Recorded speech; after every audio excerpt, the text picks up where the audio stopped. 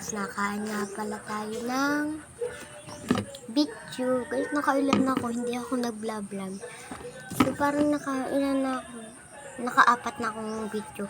So, meron tayong 3 bitchu. So, kakainin natin sabay-sabay. Guys, may palaman tong ano. Guys, nagtataka kayo kung saan galing to. Guys, galing to sa San Pablo. Guys, mainggit kayo. Pero wag nyo kayo babash. Naiinggit ko kayo. So, ayun. Ito, may palaman ng cheese.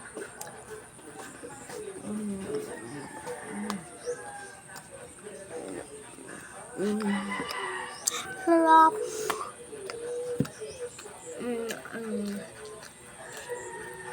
Amin ka.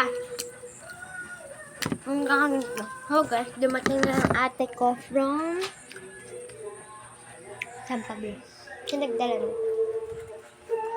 Ito guys, yung ate ko nakain ng crinkles. Nag-vlog na ako sinabi sa amin. Guys, nagtaka siya ako nag-vlog sa YouTube.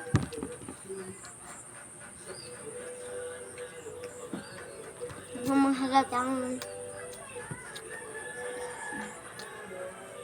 talagyan natin kasi wala ng palaman.